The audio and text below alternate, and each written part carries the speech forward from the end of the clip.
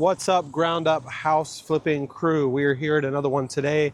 This is a little bit of a different one. You're normally used to see us walking single family, but this one is a fourplex. So if you guys heard of the term house hacking, we're going to dig into a little bit of that today. We've got an investor who's working on this fourplex.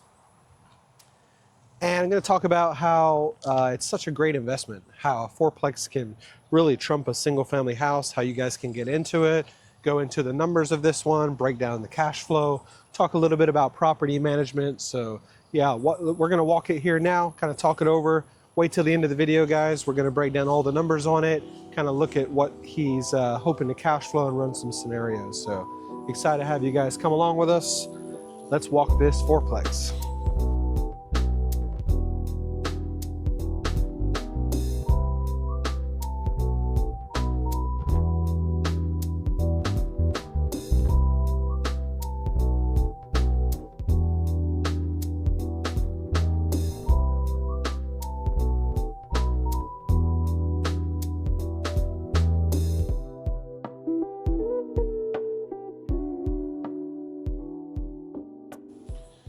All right, so yeah, let's go check this fourplex out. So it's a pretty standard setup. You know, you got two on the bottom, you got two on the top. We'll take a look at how many rooms and kind of how they're laid out.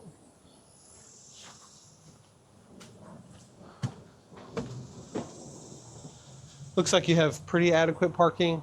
It's always a big thing when you have like small multifamily. Make sure you have enough parking. So we'll kind of take a look at the setup and see, you know, how many parking spots would they need. If you look over here, you got your 4 mailboxes. So each one has its own mailbox. One thing you want to make sure too is that each unit is separately metered, because it makes it a lot easier that they can pay their own bills. So we'll check the meters, make sure they're, you know, for each individual unit. Pretty basic setup. You just got your living room here. This is your kitchen. And then this is your bedroom. So almost like a little, you know, 1 bed, 1 bath studio. So these ones for this area in particular will rent about $800-900 a month. So you got to think, if you got 4 of them, you know, 4 times, you know, $900 is, it's not bad. Definitely better than a single family. Let's check out this one too. Just grab the keys and make sure that I can check upstairs too.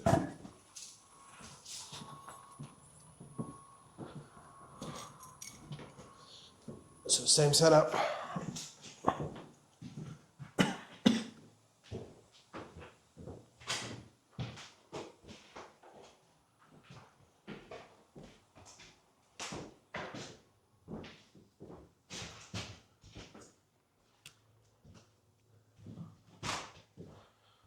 Yeah, just real basic unit. Yeah. Oh, this one has a door here. That's interesting. It's got a little door outside. I don't think the other one had a door outside. I think you're right.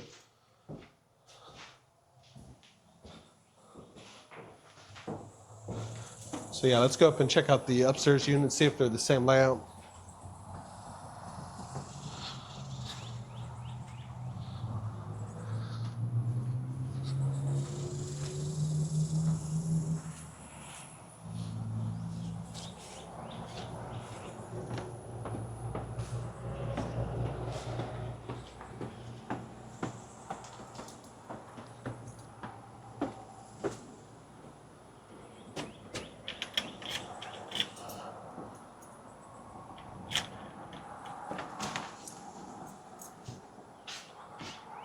A little bit different layout, similar concept. You got your kitchen here.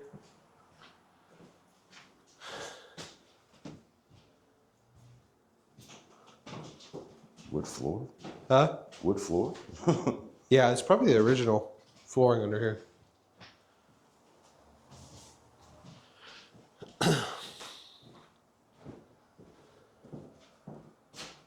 Yeah, so this is your bedroom. One thing you really want to do with these two is kind of over industrialize them, because you don't, when you're kind of in the 800-900 price range, you don't know what the tenant is going to do to them. So you're kind of just using, good material, which is, looks great, but easy replaceable. One thing I always, tell investors when they're buying these small multifamily is just write down, the paint code, the floor you used, maybe even keep some in storage, that when you have that tenant turnover, it's really easy to come in here and make it ready again. It's just that, things get damaged. Keep tile, keep everything extra you can. Yeah, keep it all the same. Just keep it all the way same throughout, and just use, very basic LVP. Use just a very standard paint color that you're not going to have trouble finding when you have tenant turnover, because then you're just coming in here and making some touch-ups, replacing any LVP that you need to. When you try to over rehab these, the first time a tenant damages something, you realize that, that's the reason you don't do it. But yeah, really, really good investments, because you've got $800-900 a door, but this unit itself, this investor bought it. They're all into it for $245 or $244. So when you're refinancing out, so you got your hard money loan to fix this up. When you're refinancing out into the 30-year, well, now your monthly payment is and we'll calculate it on the screen, but your monthly payment is what, $2,600, and that's principal, interest, taxes, and insurance. So when you got the $900 a month, now you start seeing real cash flow. It's really difficult with single family, because you have the one rental income, you've got also your principal, interest, tax, and insurance. Single family are generating a little bit more. So these are great for if your goal is cash flow. So this one could make what, $1,500, $1,500 or more. You have the increased property management, because you got 4 tenants now rather than 1, but it still pencils in pretty well.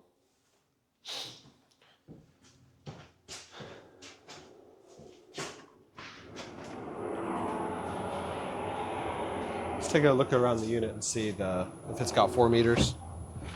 Now, a lot of times what I would suggest on these is that you, and I think he's going to do it here, is you put a little mini split on the unit rather than putting in a full HVAC. So we probably won't see the condensers as we walk around. We can walk around this way.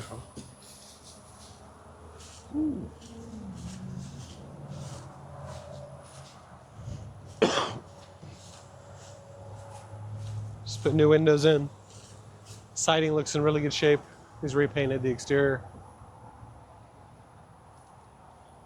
Got to be careful with these stairwells. Make sure they're secure. The city will get you on those.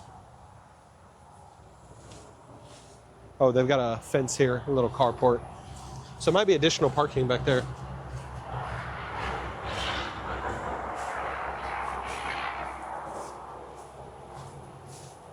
I think these power lines are a bit low. Might want to call CenterPoint and see if they can raise them up.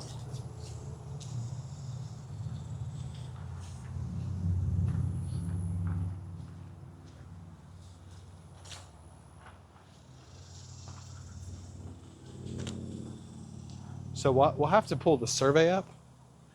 See if this is theirs or. Yeah, because I mean this looks like it belongs to this lot here, Yeah. but your carport goes all the way over. So I'm assuming that this is your boundary line right here. Sometimes you can even see the little rods.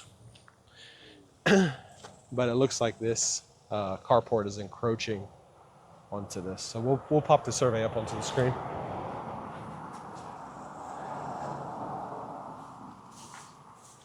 But yeah, you see how you have 4 separate meters? So these are already powered. And a lot of times you'll have this 5th meter for any lights or anything outside, because the tenants aren't specifically paying for that. So that's why you have a smaller panel. So you'll have some lights out here. You'll have some lights on the front.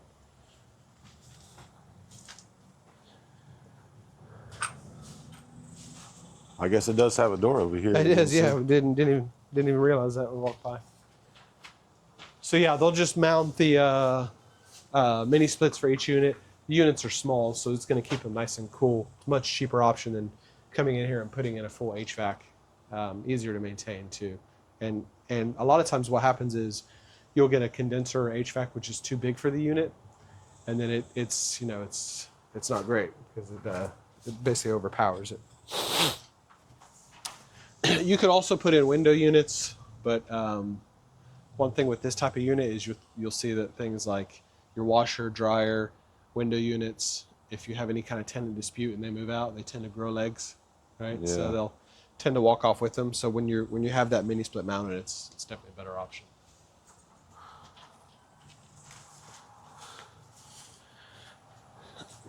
You want to walk up this one too? Yeah, we can take a look at this one.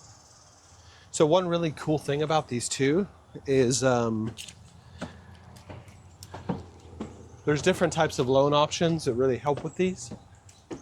So this one is actually going to be sold. He has a buyer already for it, and it's they're going to put it on a VA loan, so a veteran loan, which will allow you to get that VA loan if you live in one of the units. So I think he's bringing 0 down to closing.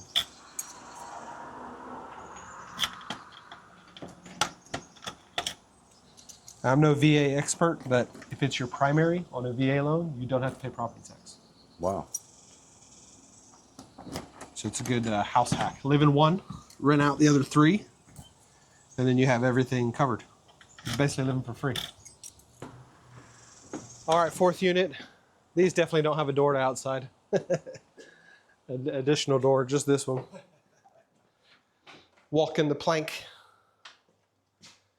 Yeah, similar layout, just same as on all of them.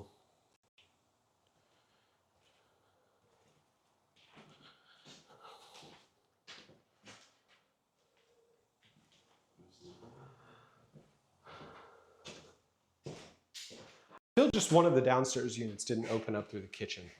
I think the one on that side over there. So I don't know. He's probably gonna punch a hole in it. This one's a little bit kind of funky because you walk right into your kitchen. Yeah, same thing. Very basic. What's that? Oh, it's a car mic. Never mind. I put my mic in the car. Genius. All right.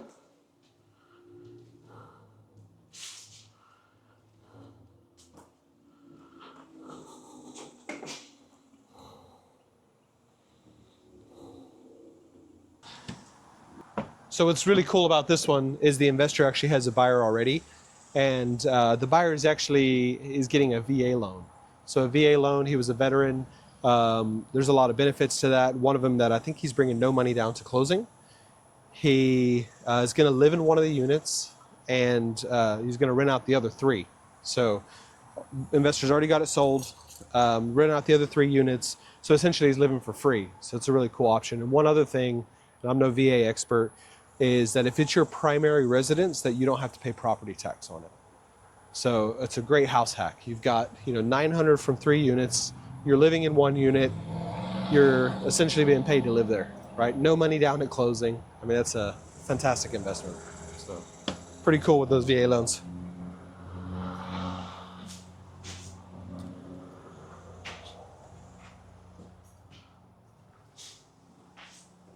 But yeah, I think that's pretty much it. What we'll do is we'll run some rental comps on it. We'll kind of break down the numbers, what he can expect to cash flow, put in some interest rate scenarios, kind of see what the investor's paying on the hard money side, but also on the the guy who's buying it, who's living with the VA loan, how he can buy this whole unit for zero down, put in 3 tenants, and essentially live for free. It's an absolutely fantastic option. Do you know how much like renovation cost is going to be? Total? Well, I mean, guesstimation. Yeah, so they've already Clearly started. not like bad structure and bad pipes, but Yeah, so we'll bring up the original rehab bid on this. I think it was around $70K when they were putting it, from the very start. So they've obviously put in new windows. They've painted the exterior. They've done paint. So really, what's left is to finish out the kitchen build out. I'm assuming they're going to swap these out once they're done. Put like a cheaper granite in there, or even a Formica. You Yeah. know, because $800-900, you know, you could even put a Formica in there, it'd be super cheap. And then you've got, you know, your LVP, so your flooring. You can tell they've done, you know, electrical, they've done plumbing. They've put in your can lights here, you know, probably put a fan and or some fixtures in the bedrooms, and then the mini split. So the mini split for each of the 4 units. So they're probably still, you know, 2 or 3 weeks away from finishing this, and they got everybody in here rolling. But you know, you're probably what 10-15K per unit, and then everything additional, painting the exterior, you know, making sure all these decks are secure. So you're you know 60 probably with the units, and then the remaining is for the, you know, exterior.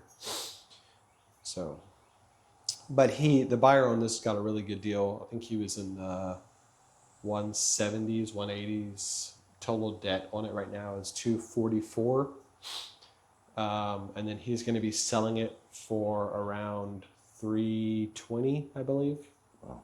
to the VA buyer.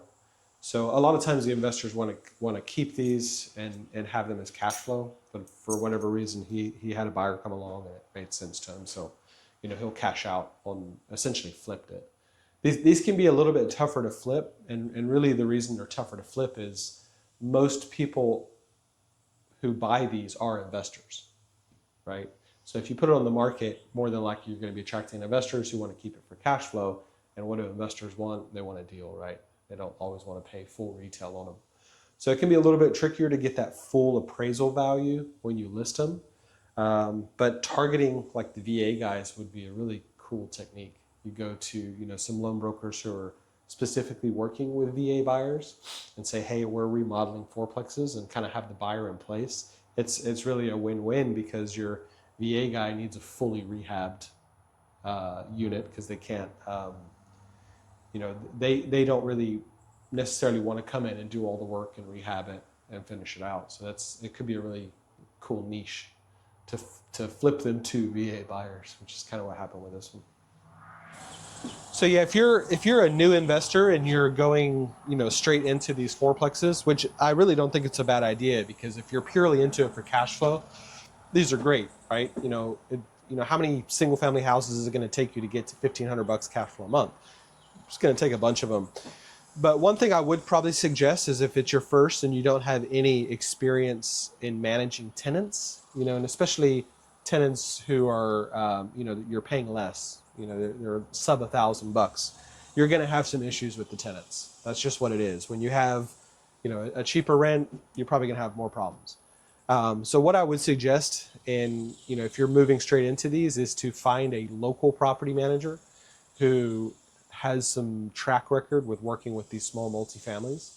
And a lot of these, you know, property management companies also have lists of people who are needing rental space. So you might be paying 10% total of the total monthly income. So if you have, you know, let's just say $1,000 for all 4 of them, then you're paying like $400 for the property management to do everything. And that's, you know, do the lease agreements, help you find the tenants, deal with any problems. It's worth it, right? Even if it took you an extra month or 2 to find a tenant, you're paying yourself back by that, by you know, getting it out of vacancy quicker, anyways. But it's just a peace of mind. You don't have to worry about it. They're always taking the calls from the tenants. They're always, you know, making any repairs. One thing you can do with a lot of these property management companies is set a cap on the spending. So you tell them, like, you know, anything below $300 on a fix, you guys go ahead and fix it, and then you'll deduct it out of the monthly, you know, disbursement when you send all the rental income for the first week of the month. And then you're not dealing with any of the problems, because most of the problems you're going to have are going to be a cheaper fix, right? A light goes out, there's a water line that needs, you know, fixing on the fridge, or, you know, the dishwasher's not working. So as long as it's under that $300, they take care of it. They have full authority. They're not even bothering you. But then if it's a bigger problem, you know, somebody stole the mini split, or, you know, there's a much bigger issue that's more expensive, they run that past you, and they'll give you the opportunity to get some additional quotes on it too. So you don't just get hit with a $1,000 bill. So yeah, definitely, guys, if you're going to do this, I would suggest interviewing some property management companies. we're going to make a video on what questions that you should be asking your property managers so that you know if they're a right fit or not. You know, the cheapest one might not be the right fit. One that's out of the market area might not be the right fit. And one that doesn't specialize in, you know, this kind of asset class with a small multifamily, they might also not be a right fit. So you definitely want to find the right property manager, because you don't want them, you don't want to be paying them and then they're just pushing all the problems directly onto you. You really don't want to hear much from your property manager unless it's tenant turnover or there's, you know, some kind of issue they want to get a quote on it for.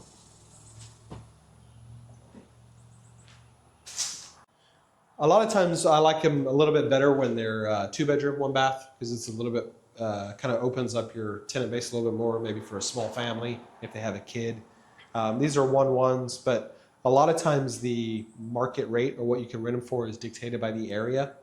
So you really have to kind of dig into the comps and look at other, you know, duplexes, triplexes, and quads and what they're renting for. But then you're looking for ones also which are like this, which are 1-bed. The 2 beds obviously are going to bring a little bit more in rental income.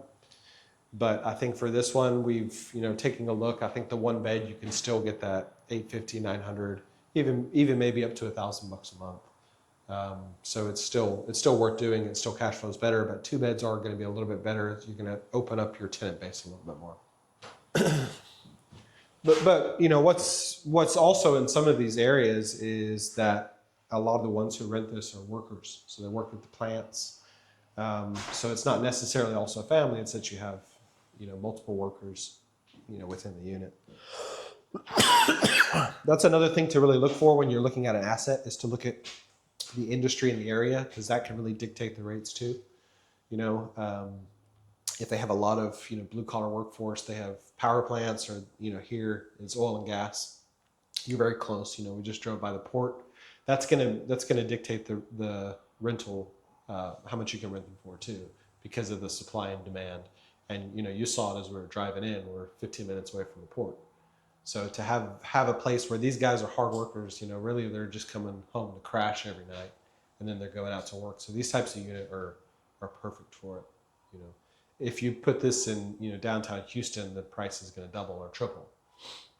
So it's going to be much harder to cash flow. So, you know, this purchase price of, you know, really just above that 50K a door, you know, you're almost at that 2% rent, right? You know, if you've heard of the 1% rule, kind of the old adage was, if you're 1% in to the total investment, then it's a good deal, right? So if you've got $100,000 into that property and you're getting $1,000, you know, 1%, it's good. But now with taxes and insurance and everything, it throws that off. That's why they have that thing called the DSCR ratio. And the DSCR ratio is now up to like 1.2 ideally. But these are, you know, they blow that DSCR ratio out the water, because you're 50, 60K into for a door, but you're renting them for 1,000. So you're not having 100,000 into the door. You're about half that, and you're renting it for 1,000. So really you're at like the 2%. So your DSCR goes absolutely through the roof. Once that DSCR ratio goes up, you know, you're cash flowing really well. You do have some trade-off because you've got 4 tenants, you've got the additional property management, you've got the additional headache of, you know, kind of a lower rent tenant who doesn't always necessarily want to stay in these long term. You know, they might be here for, you know, a year max, and then they're looking to upgrade, maybe get a single family, or this is kind of a temporary stay until they find something. So that's kind of the trade-off. But absolutely great for cash flow. If you get the management down, you get that all streamlined. These are, you know, probably one of the best investments you can make. So one of the biggest things you'll ever have disagreements on with these small multifamilies is the parking space. So what you want to do is you want to outline very clearly which unit gets which parking space, because you can see here, this is pretty limited. At some point they had these, you know, concrete bollards here to outline each parking space, which is a really good idea. You know, you could maybe put a little bit of gravel to outline it a little bit more, and then even paint the unit number on each one. And if you have enough space, you can add, you know, 1 or 2 visitor parking spaces. So if they have anyone come along, you can mark it on there. You got your mailboxes, which is great. So for each unit, 1, 2, 3, 4, and then you're just matching it to your parking 1, 2, 3, 4, and then you're obviously clearly identifying each unit to what number it is. So keep everything, very transparent, so the tenants aren't going to give you a reason to have to intermediate and or intervene in a fight. So that's one of the biggest issues that you'll have on parking. The other is making sure that you got good tenants. They're not in there smoking weed, annoying the other tenants because they can smell it all day long. Have a pretty strict pet policy, because everyone is kind of living on top of each other. If you have, a large dog, pit bulls or anything like that, can cause an issue. So have a pretty firm pet policy when you're, talking to the property management, what you allow, what you won't allow. There's some restrictions on not allowing service dogs. You have to allow those. Some smaller dogs you're probably okay with. So.